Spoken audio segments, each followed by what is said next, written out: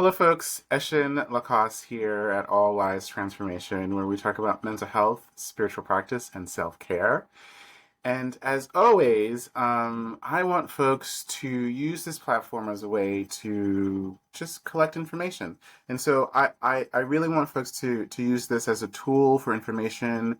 However, each individual who's experienced mental health or spiritual hardship should really seek out professional help, even though this platform is just for and informational gathering. So, with all that sort of like hard stuff out of the way, hi Juno. Hi, Eshin. How are you? I'm present and accounted for. Me too. And I'm glad to be here. So thank you for having me over once Yay! again. Yay! I love having you. I love having you. And today's conversation is growth mindset. And looking at what does that mean to have a growth mindset? Oh, wait, we're jumping right into the topic. We're not doing fun No, questions. I was just reading. Oh, I okay, got okay. I got sidetracked. I'm talking and reading at the same time, and I don't have my glasses on. That it sort of shut off my brain for a little bit. I love the idea of you. Like when Rue had the opera glasses, like the little binoculars. Uh-huh. I love the idea of you with something like that. Like Can I say a good that friend of tickles me. mine got me that, and maybe next time I'll pull it out, and it's pretty me. We love it. um. So, any updates for you? Do you know what's going on? What's happening in your world? Um, So I recently was in upstate New York. It was great. I went to Ithaca for like 3 days, and on the way back, I stopped in Binghamton, Binghamton, New York. And when I was stopping, it's funny, like Ithaca was great, but it was rainy, so we stayed inside most of the time. I mean, we did get out and we did go on hikes, and I found these two really cool sticks. One of them I'm going to turn into a besom, like a broom, and the other one I'm going to Ooh. turn into like more of like a wizard's staff kind of a thing, like a walking stick with flair. um, so I'm excited for that. And but on the way back, we went to a few really cool stores, and I got my mom a Mother's Day gift from this candle store up in Binghamton, and it's called Three of Cups Candles. And Three of Cups is a tarot card. I'm sure I don't need to tell you that, but it is a tarot card, and it's about friendship and like abundance and joy. And it was just like the greatest store ever. And the owner Logan, he was so cute, and also like sweet and smart. And he and I have the same favorite tarot card, and I was like, "This is the coolest place ever!" And it was just like a lot of fun. And I was really glad to go there, and I got to have. Have you ever had cappuccino with rose? No. Uh-uh. So when I was in Binghamton, I had a cappuccino with instead of like regular milk, it was like a mix of milk and cream, and they had like rose syrup in it, and it was so good. Yeah. So Ooh. I had like quite the luxurious last couple of days. I went camping and it was in a very nice tent. And Ashton told me I wasn't camping, but it was fun for me. So if folks know Juno, Juno experiences the world in a very sort of bright, velvety, awesome, out there way, and he tries to present it in a sort of a meek, sort of petite, sort of like dainty. And it's like, no, Juno, Juno, you're glamping, okay? You are glamping. You're not camping. We'll call it elevated camping. How about that? It's like a compromise. But he had a balcony. Okay, on his tent, he had a balcony. I mean, that's just because it was on a cliff. So like, or like, I guess it was a cliff. I don't, it was an elevated piece of land, and I could see trees underneath me. It was lovely. Um, And the actually, tent. I will say that was at Firelight Campground, and it was fantastic. The service there was amazing. The girl Sam, she was wonderful. It was a great trip. Aw, I'm excited for you. And it looked like you had a good night's sleep in a huge bed. I did. Yeah, it was queen. It was a queen size bed. So it wasn't huge. It was like my bed. Fair enough. Fair But I am excited to go camping with you later this summer, if enough. that works out. And we'll be going to like, from what I understand, a non balcony having tent. So I'm excited. Well, yeah, because you're gonna have to, sometimes get on all fours to get into the tent. Unlike you, where you could sort of like walk into your tent. Yeah, no, it's gonna be slightly different. How do you do yoga in your tent then? You don't.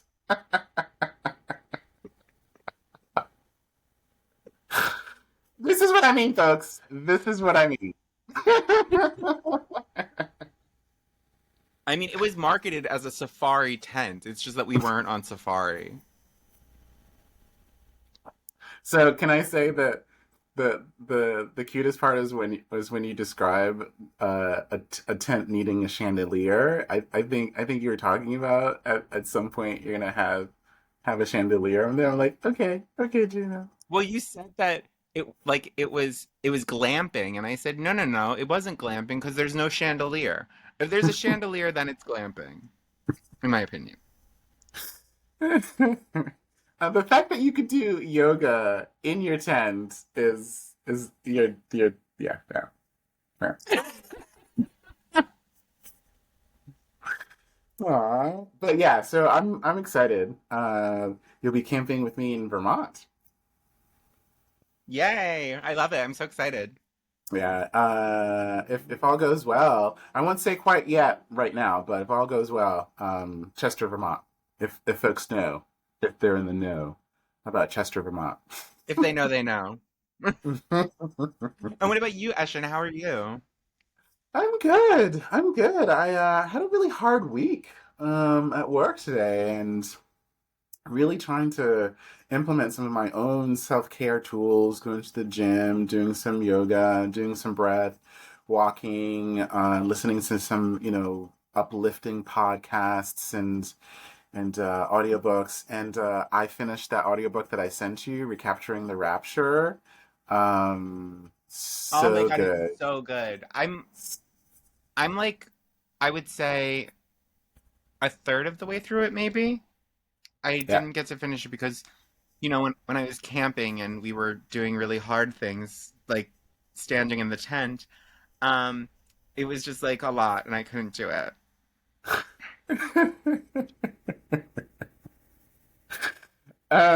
So yeah, I'm excited that I got a chance to finish that book. So if folks don't know, Jamie Weller, right? Like wrote this awesome book that's been really inspiring me to just think differently about mental health, self-care, and what it means to build community and how to intentionally do it and yeah, it's inspiring me to put more time and effort in my self-care, which once I'm in the week, I'm like in the grind. Like, okay, next meeting, next, note, whatever. It's a lot. It's a lot. So work's been tough. Been really I tough. also really like how he frames things in that book. Like he really Yeah. does a good job at like kind of like setting you up for the viewpoint and then kind of walking you through his Yeah. version of like the solution that I've seen so far. Right. And it using like research, right? Like not just using research, but Hmm. using sort of like philosophy and like mathematics. And so he's drawing information from a wide range of other platforms, which makes the book even for me even more profound, I think. Compelling. Yeah, Yeah. very much so. When till you get to towards the ending. I'm excited. I'm very excited. Yeah. I'm glad. I wasn't sure when I sent it to you. I wasn't sure if you were gonna like it. I was like, is Gina gonna like this book? Maybe. because when it got to that section about breath work, I was like, oh yeah, this is definitely. And I'm like, I'm even gonna buy this book for you because That I was knew very sweet. It was a very sweet thing. Thank you again. as soon as I heard that particular chapter, it was like I knew this book was for you. I was hesitating throughout the whole process. And I think it was like what, chapter 5 or chapter 6 that I think you Yeah. got into the breath work. Um, yeah, recapturing the rapture, folks. Good, so good, so good. And if you guys want to hear us talk about, like, if you want us to do a book club type thing where we talk about books more in detail, let us know. Yes, Because I would please. like to do that. I think that'd be fun. Yeah, yeah, and I'm hoping once you're done reading, we could do it with Capture the Rapture, because Yes. there's so much information. Just sections alone could be like multiple podcast vlogs that we could do. But I'm hoping once you're done, we could do a couple of segments on the book. 100%. I'm into it. Yeah, yeah, yeah, yeah, yeah. Ready for a question? Yes. Yay! Okay. At first, I thought I was like, "Oh, this is the one." I was like, "No, that's not the one." All right. What would be the title of your autobiography? Uh, a modern day mystic. A modern day mystic. I like that Yeah. one. I It's think true. that would be the It's best true. version of a title for me because one, that's my Instagram handle, so like follow. And two, I like spend so much of my time thinking about mysticism and I like built my organization on the concept of how mysticism can like help queer people find and like all people, but like especially queer people because we don't have safe spiritual spaces really. So like how mysticism can help like build safe spiritual spaces and like intentional practices that we carry with us. Hmm. Love mysticism. Yeah. What about Yeah. yourself? Oh. Hmm. Uh, little boy in big man's body. I I love that. I love that. Uh, I sometimes feel like I'm like a 5-year old just walking around in a big person's body, just like doing adulting things, and internally I'm like, um, I'm I'm 5. does, does anybody know? Like I I have no idea what I'm doing. like yeah, it's like we kind of forget that life doesn't come with an instruction manual sometimes, right? no. It's like it would be nice to just No. be told what to do all the time. It was so nice. So nice. So nice. Okay. Can I All right. can I ask you a question now? Because I think I have a fun question. Okay, go for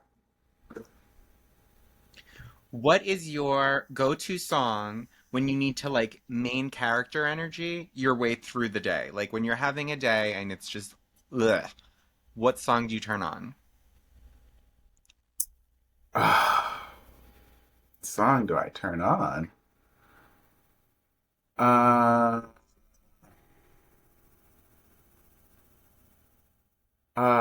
it's a Rumspringer song. I can't think of the title right now. But Rumspringer is the band, and it's like a very sort of uplifting song. I can't describe it. It's I don't know. It just the melody, the strings of the guitar. Yeah, Rumspringer. Good stuff. I love that. What about you? For me, it depends on how I'm feeling in the moment, but lately, um, I've been really like when I need to like go from kind of the to like 11, I'll put on Pink Pony Club by Chapel Roan because it's like Ooh. high voltage sugar. It's like cotton candy in my ears. It's wonderful. And I think that like for me at least, when I listen to like really high tuned pop music, it's like it just turns off everything else in the world for a minute. It's like Yeah, bright lights and glitter, and I love glitter. So yeah. Listening to Lady Gaga makes me feel that way. It makes me feel like I'm in yes, glitter. Yeah, yeah, I love Gaga. yeah. Oh, I can't go wrong. I loved seeing her in American Horror. Where did you see that?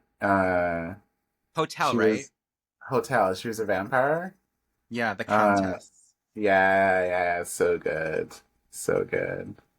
I have never seen American Horror Story, and so many people do not believe me when I say that. Why? You need to see I it. I don't know. I don't really watch TV, and then I'm kind of inherently opposed to like um following pop culture trends. I'm like much too contrarian. Um so like I think once American Horror Story goes off the air, that's when I'll be like, ah, I just want to watch this show. And then I'll watch all like 28 million seasons of it. Um I know that somebody compared me once to a character on Coven, which was kind of cool. Ooh, which one? Do you All remember? I know is that when she's like burned at the stake or whatever, she screams Balenciaga. Okay, That's I all I think know I. about her. Yeah, yeah, yeah. I think she has reddish hair. Yeah, yeah, Yeah. yeah, yeah. It's like very poofy. Yeah, I have a reddish wig that sometimes that's inspired by her. That was donated Ah! by some friend. And sometimes I think about wearing it. I was like, I mean, if you want to do a fun wig day, I will wear a wig on the podcast if you want to wear one too. I'm down for it. maybe, maybe we could do that. I like that idea. Yeah, it'll be fun. Why not? Get crazy. And with Gino, you never know what's gonna happen. That's very true. I mean, I tried to hold a class from a tent recently, and that didn't quite work, but it was fun. It was because electricity doesn't belong there. That's that's why. You say potato, I say vodka. I mean, Okay, ready? You ready for this? yeah, I'm ready. So ready. So, developing a growth mindset. And so they have on here a growth mindset means believing you can develop abilities through hard work. It contrasts a fixed mindset means believing abilities innate. You either have them or you don't. A growth mindset helps you take on challenges as opportunities to learn and grow. What do you think about that? Um, I love it, and I think it's really true. I think that, well, I don't even think that. I feel confident in saying that we shape our world by the way we perceive it. It's one of the basic principles of Hermeticism, which is a form of mysticism, but it's also like studyable in psychology. Like our perception of the world is the way we receive the world. And so you can either kind of choose the silver lining, choose to grow, or you can like kind of be miserable. And if I'm gonna be forced to be on this planet anyway, like in this incarnation, in this human meat suit, I would much rather find ways to be happy in it than ways to be sad in it. Yeah, yeah, yeah, and I think having a dual perspective or dual mindset or sort of dialectic mindset where it doesn't necessarily have to be one thing or the other, right? Like I can perceive good things happening as well as bad things happening, right? Like I could be in a loving relationship, but my partner could be sometimes a dick, right? And so it's that Yes. that that that growth mindset asks you to be flexible in I think in your thinking. Yeah. And I think also when I say like a growth mindset, I'm not suggesting that you just kind of like shut it off or don't see the challenge. I think what a growth mindset is it's asking you to not get stuck in the challenge. It's asking you to like move through it instead of letting it define you, which I think Yeah. we kind of talked about in our our workbook series on distress intolerance. And if you want more information, go back and find it because there's four of them. I think we did four videos Yeah, on absolutely. on the mindsets. Okay, so some of the tips for developing a growth mindset. So the first one is confront difficult situations rather than avoiding them. Ugh. Yes, procrastination. I'll do it tomorrow. I don't. No, I'm not gonna make that phone call. I'm not gonna deal with that argument that I need to sort of circle back to finish. No, thank you. No, no, thank you. You're like, I'd rather not, but I appreciate your invitation. This is where you and I differ, Asher, because I'm like, oh, there's a problem. We're going to talk about it now. I'm not calling you later. I'm not circling back. We're dealing with it now, right now. uh, Can I, it's like when somebody goes, we need to talk about something. Okay, let's do it. I, don't surprise me with that bullshit of like, we have to talk or like, I've got a surprise for you. No, we're doing it now. I'm like, let me write a memo to schedule a time so that we could sit and have a meeting to discuss the meeting about the next meeting we'll have to process. And I'm like,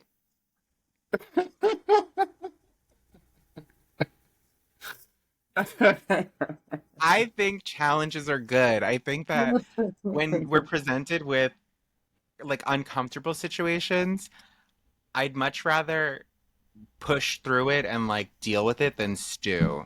I Yeah, hate stewing. It's the yeah, worst. yeah, yeah, yeah. And I think that part of the nervousness, that energy, it's like it's a good way of relieving that nervousness, like because that nervousness sometimes make you like it affects the way that you breathe, it affects the way that you sort of think, and it just sort of shuts everything down, just in a biological sort of somatic sense. Absolutely. So the next one, approach difficulties as temporary setbacks rather than permanent problems. That one, I think I do well. Like especially if I've failed exams or didn't sort of write a particular letter in the right way. I'm like, okay, I'll take the criticism. I'll take the feedback. Yeah, I love feedback. I mean, before social work, I was in school for art history and sculpture with my undergraduate degree. So like critical feedback is wonderful for me and I learned to really enjoy it. So I think that some people look at criticism as like, oh, this painful thing or this, but I think that looking at something that's maybe not the best and just saying like, okay, well, how can we shift that next time? You know what I mean? Like, how can we do better next time? And it's not temporary, right? I think it's like, sometimes I know I have the tendency to think like, oh, this is going to be forever and I'm never going to get out of this. And it's just a matter of time before it crushes me to death, from either student loans or my credit card or just really bad love choices. Yeah, I can agree with most of those things on my end as well. So I think there's no bad love choices. There's bad reactions to those choices. Like Angela Bassetting in Waiting to Exhale. Like, Was that a bad choice? Maybe, but maybe not, you know? As long as you get to exhale. Yeah, I think that's as long as you get to that point, as long as you could exhale. yeah. The next one, learn new skills rather than giving up. That I find challenging. I'm in the process of I don't know if this really applies, but I'm in the process of learning Portuguese because Tudo bem? I'm not. Yes, maybe. Yeah, I'm good. I'm good. You? I'm very good. Yeah. I just I want to challenge, and it's difficult. It's really difficult to learn a new language and oh yeah, it's so out of obviously my norm, just the way that I think and the way that I just yeah, it really challenges me. So I got the app Duolingo. Not that I'm promoting, because they're not paying me for to say this. Um, But they could if they wanted to. I mean, all wise, owls are wise. Duolingo had an owl logo. Like, we would be a great partnership. I'm just saying. I'm on nice. that. Yes, please. Yes. And if you've gotten this far, thumbs up. If you like and subscribe, please. Tag Duolingo, tell them to sponsor us. What about you? Are you in the process of learning new skills? Even though I know you have lots of projects you're sort of juggling, which I feel like that isn't a skill all its own. Juggling those many projects as you do. You know what? I love learning new skills. I think it's so much fun and it's great for neuroplasticity, which is I think why I constantly choose to like just lean into learning. And just my as one of my personal core beliefs, I think like the day you stop learning is the day you start dying. I think as long as you're learning, you're living and you're living a fulfilled life. And I love learning new things even if it's hard. Like right now I'm also learning a language. I'm trying to learn Spanish, but I'm learning it from someone who is learning English. So like they speak to me in English and I do my best to speak back to them in Spanish. Ooh, I like that. Yeah. Nice. And I think that probably makes it funner. Because you have someone you're actually interacting with. I have an app that I interact with, and the only like joy I get is like, oh, I've bumped up to another level. Yay! It's fun though. We love that. That's fun, especially because I know that on the app that you're talking about, you get like little fireworks and stuff and badges are Yeah, fun. Like that yeah. gamify learning, yes.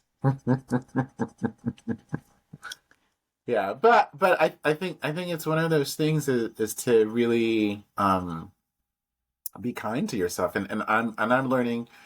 Like I'm learning a new language, and sometimes I find myself like, oh, why didn't I get that? Like I was, trying to learn woman, and I still can't remember how to say woman. Malheur. It's Mulher, and I just can't.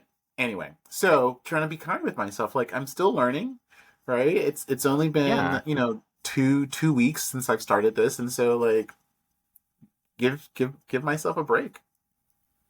Yeah, and like keep in mind like you're forging new neuro pathways by choosing to learn a language. So it is going to be like a little bit of a an uphill battle at first until you get like the fundamental stuff down. Yeah, yeah, yeah. Okay. The next one, view your emotions as sources of insight rather than running from them. Oh, I love that one. Oh, yes, please. Lean into it. Uncomfortable emotions, they're supposed to be uncomfortable. That's the whole That's their point. job. They're it's their job. They're there to tell you like, hey, pay attention to me, right? Like you're feeling depressed, you're feeling angry, you're feeling lonely. Like that's a sign that says either you need to make a change or you need to really reevaluate the situation that you're in. Do you know what I recently did with mostly negative emotions I do it with? because I feel like it's better for how I live in this body, which is instead of saying I'm lonely, I will say now I'm experiencing loneliness. And like it's a small difference in language, but it's a profound change in feeling. Yes. Yeah. Yeah. I do a version of that in one of the groups that I facilitate that sort of supports individuals with depression and anxiety. And one of the sort of the subtopics that I recently started talking about is this sort of subjective and objective view, right? Like taking a more objective view of your emotions, and even if you need to name it, right? Like, oh, okay, Bob, I hear you, Bob. You're feeling anxious right now, Bob. I get it. But give me a minute, right? And so sometimes naming that emotion creates this sort of distance from it where you could have space to evaluate or sort of just process it. So I love that practice in the sense of, yeah, name that emotion. Name it. And also like not that we want to turn any part of ourselves into a villain because that's not really the tea. It's not healthy, but um it does give you the ability to kind of be like Bob's such an asshole. Like that type of thing. Like he's the worst. And it separates you from that thing. And I know that like I changed, I legally changed my name. You know that. I think I told you that. I think I Yeah, disclosed yeah, that. yeah, yeah, Yeah, yeah, yeah, yeah. So like when I was recently going through a really, I wouldn't say tough time recently, but like I've been going through a lot of transformation. You've witnessed it all pretty much. So there are things where I'll be like, oh, that doesn't belong to me. That belongs to, and then I'll say my previous name, and I'm like, yeah, so like that no longer even belongs to me. It's not mine to concern myself with. yeah, yeah, yeah. And I agree with you. I don't think we're saying for folks to develop multiple personalities. I don't think that's that's what.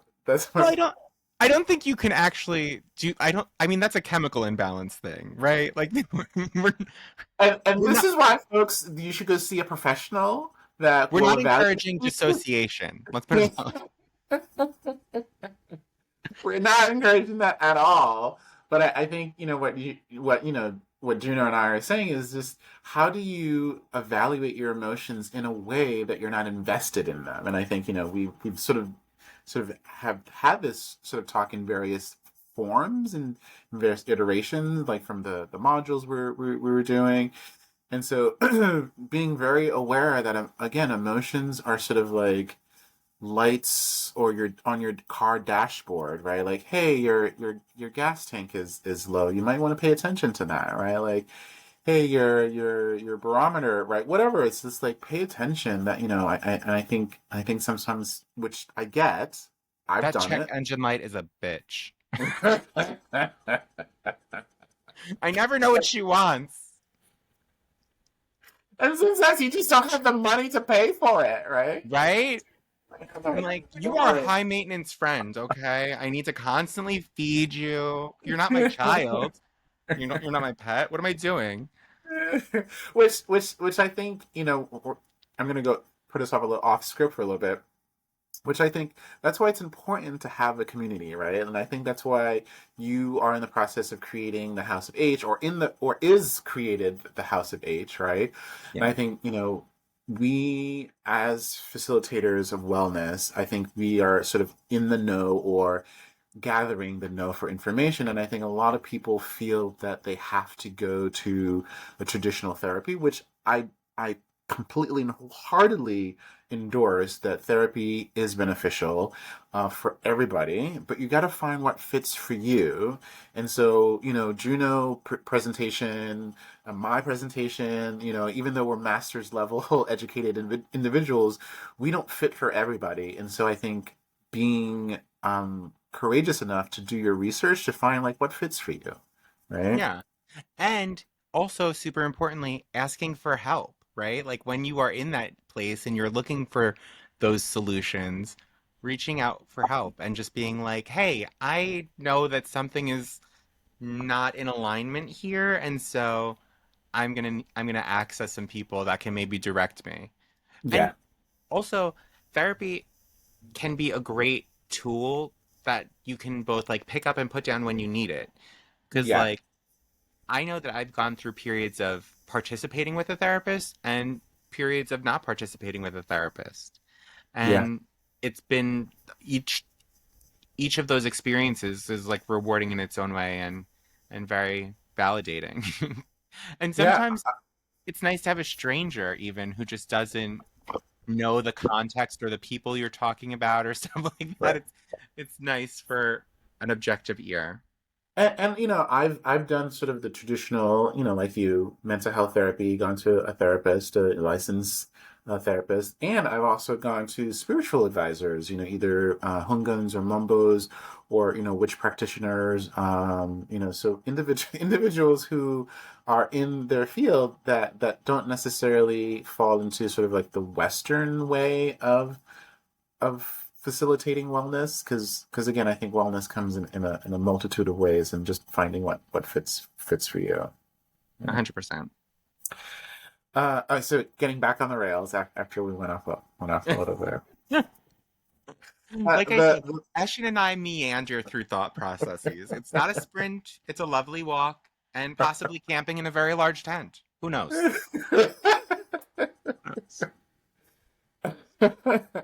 Glamping, Juno, glamping.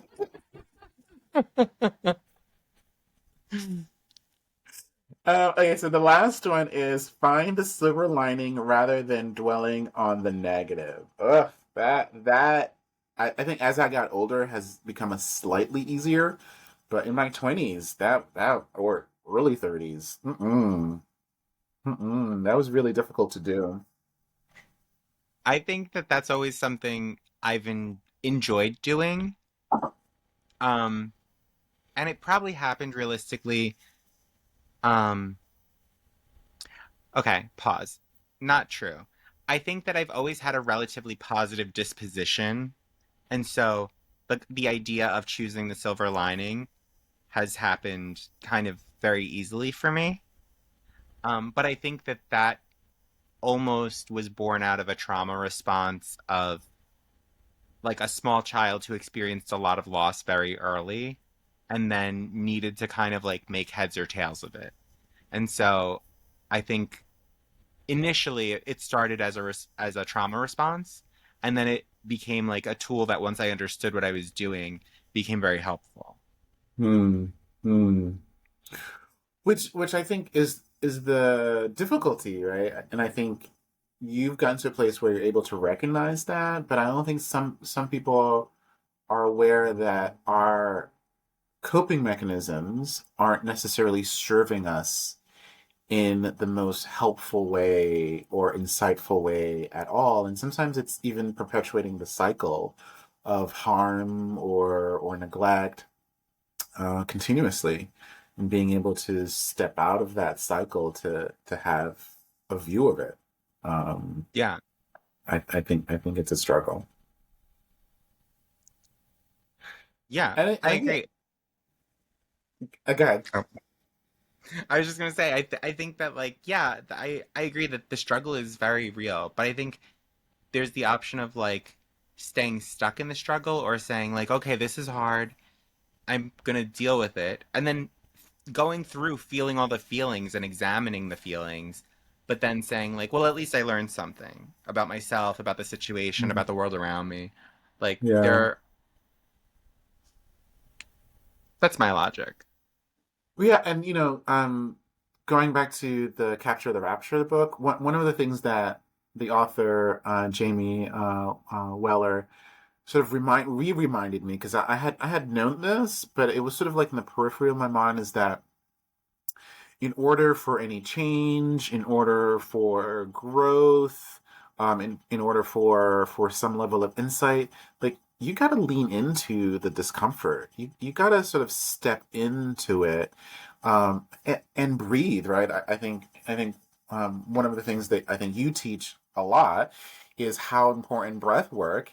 And breath work is part of leaning into those uncomfortable emotions, uncomfortable process, because because that's where the growth happens. And I know in my sessions, in my therapy sessions, I try to help people stay there because usually people want immediate answers or they want immediate solutions. And I'm like, that's all nice and good, and we're gonna get there.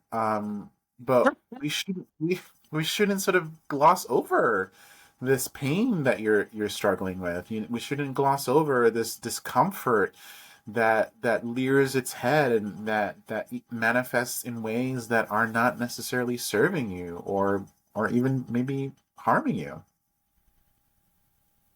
Yeah, Yeah. 100%. I agree.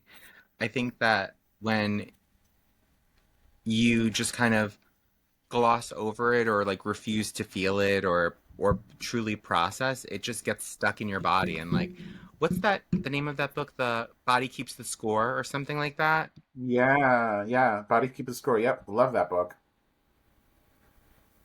Yeah. And that's it's the truth. It's kind of like if you don't deal with it, it's just gonna stay stuck in some like file cabinet that is this shell of a human. And I think another thing that I think you and I talk about is the need to let go of perfectionism, right? The need to perceive or do it perfectly or do it right or yeah. In theory, yes. I do tell people that. However, I will admit that in practice, that is a real challenge for me. Yeah. Yeah. Yeah. Yeah. That's something It's I very much struggle with. it's hard. I struggle with it myself too. Like I sort of feel like I should be further along in my career or I should be further along in sort of my ability to buy a house because I'm renting and I'm like, oh, like there's all these ideas of where I should be that will make me seem or feel perfect or whole or complete. And it's sitting with that is really hard. You know, I wonder, and this just kind of came to me when you were saying something, like, is perfectionism the voice of ourself, or is perfectionism the voice of someone else stated through the lens of judgment of ourself? Hmm. Good question.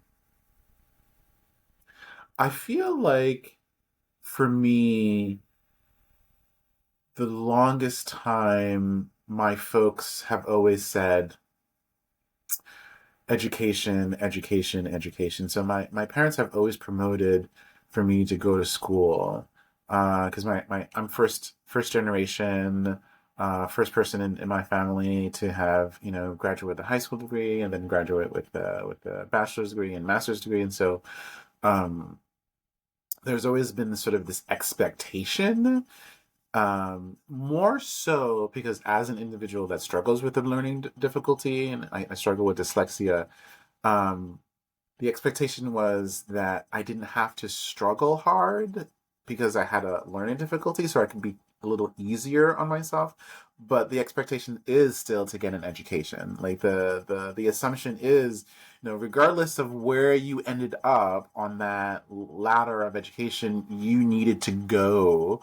And I felt like that implanted some idea of then that translated into a career and the career translated into sort of like the quote unquote American dream of if I get an education, then I don't have to worry about X, Y, and Z, which is to a certain degree true on a capitalist social economical level. The higher you are, the less you have to worry about things, but the more your worries are different than people on the bottom run and so um I feel like it's an external perception that, as you said, we sort of internalize in our sort of ego centric way that makes us believe that we have to achieve this sort of external goal. Yeah, I think that's really fair as well. And I'm glad you tied it back to capitalism so I didn't have to. Because I think you're correct. I think that there's a part of it that is that, but I'm not gonna hang out there too long. But I do think that it it is kind of right. We're sold this very clear version of what we're supposed to be and how we're supposed to do things.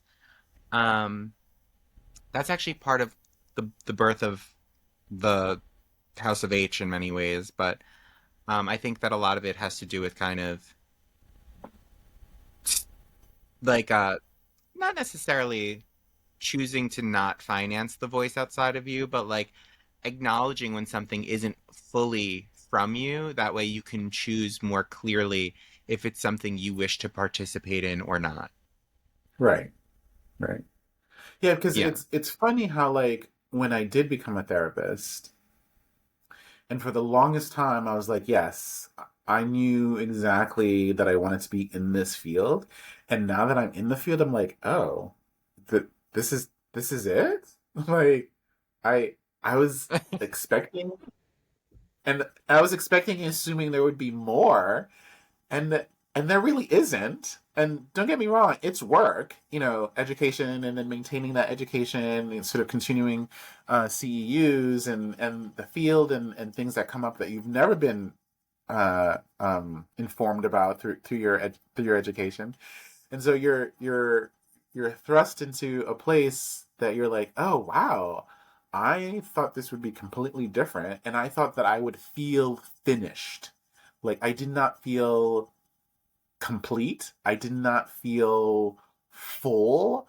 I still feel to this day like I need more to make my profession, to make me the profession. I don't know if that makes any sense. No, no, I get it. It's like it's a very I thought I was going to arrive, but now what? Does that make sense? Yeah, no, that's exactly how I felt. Yeah. Yeah, I thought I would I thought the arrival in my field, in my educational status would make me feel full, and it didn't. So what did you feel instead then is the question. What did I feel instead? I think there was a level of um you know how like you, when you're sort of in the process of masturbating, and I don't know if I could say that word Love where on this is going.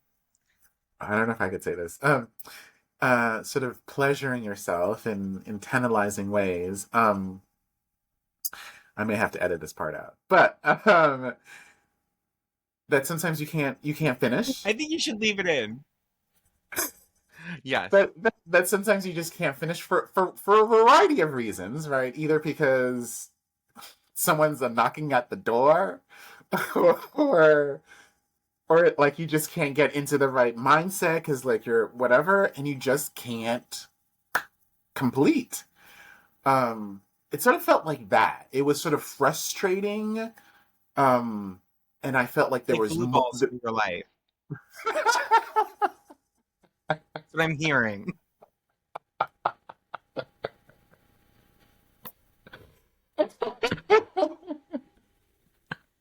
Okay, yeah, yeah. Okay, I think we could say that one, but I think it's fine. It's fine. so that's how it felt. It felt that not quite satisfying, and just out of reach. And like, there's more if I just focused hard enough, and if I just sort of really like put all my attention, and maybe if I go a little harder, maybe if I go a little faster, then I will get the satisfaction, the release to say, but Well, it do you doesn't know come. do you know what I find interesting? And I found this since starting my organization. That like with all of the other dreams that I had before this, I achieved them.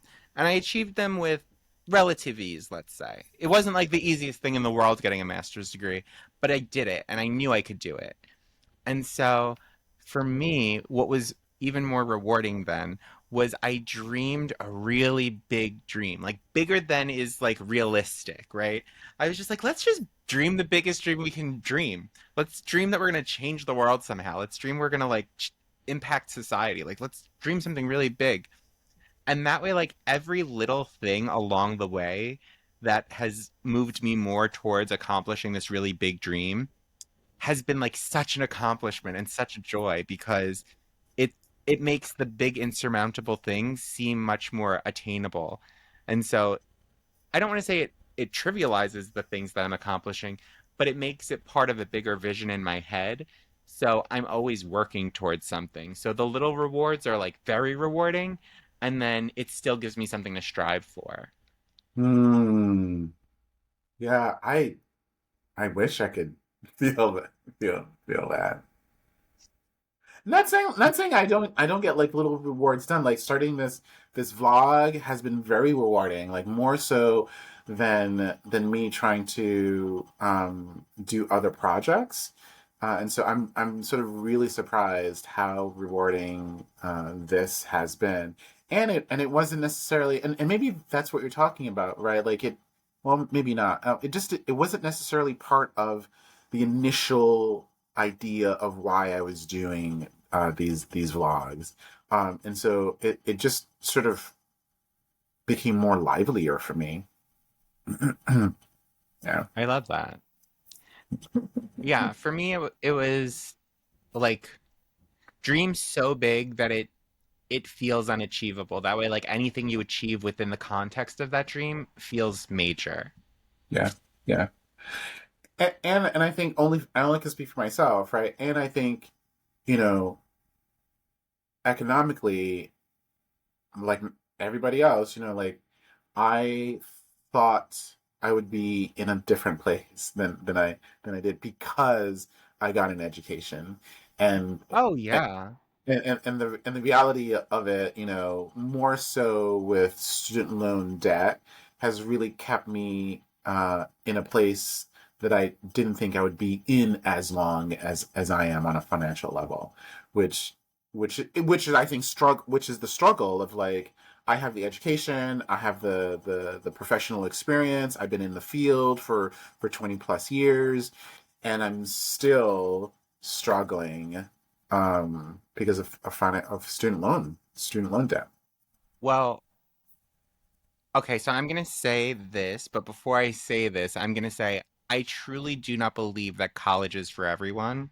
Yeah, yeah, Um, but that being said, I felt very frustrated when I was a social worker because I had friends that were working at like a hotel doing things. Um, and they weren't like a C-level executive at a hotel or anything like that. You know what I mean? They were just like amidst hotel staff in New York City, and they do not have a college education. And they were making more than twice what I made as a social worker with a master's degree.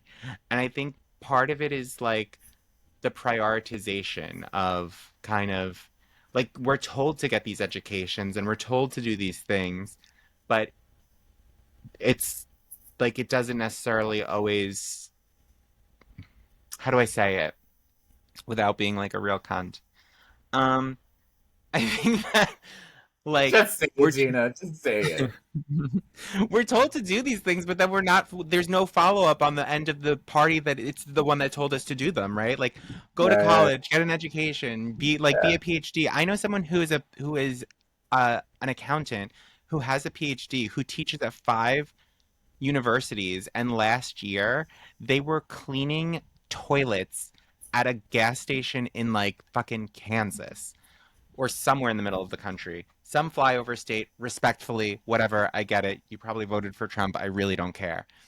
But, like, I'm sorry. You caught me on a day, Eshin. I'm sorry. But, like, it's amazing to me how the machine that we've created tells you one version of the story and then does not deliver on any of the promises it gives you. And Yeah. I think also, I was talking about this with my mother the other day. I think that our generation of people was kind of like on the bubble for everything. Like we were on the bubble for when the housing market crashed, then no one could get houses. We were on the bubble for COVID, where all of a sudden like the world went upside down. We're on the bubble for education, where everyone was told to get these educations, and then there's this saturation of like master's degree students. And there's just like we've been perpetually on the bubble, and I think like it's almost like our fate to be the fed up generation that fucking turns the world upside down. And that's what I'm here for. Take it down from the top. And with that said, folks, we're gonna end here. If you've gotten this far, please, with what you've just heard, subscribe to All Wise Transformation because the algorithm knows it knows the algorithm, and hit a thumbs up, please. Gina, Yeah, and maybe leave a comment like live life on top or take it down from the top. Take it down from the top. That's it.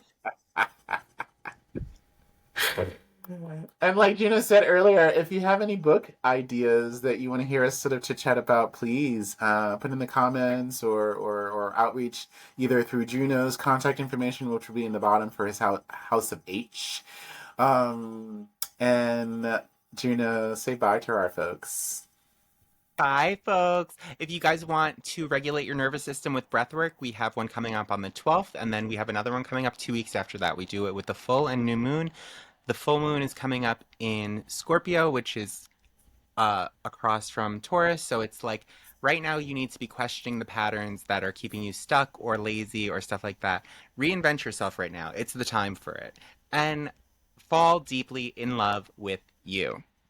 And that's Aww. all I have to say. I love it. Bye, folks. See ya.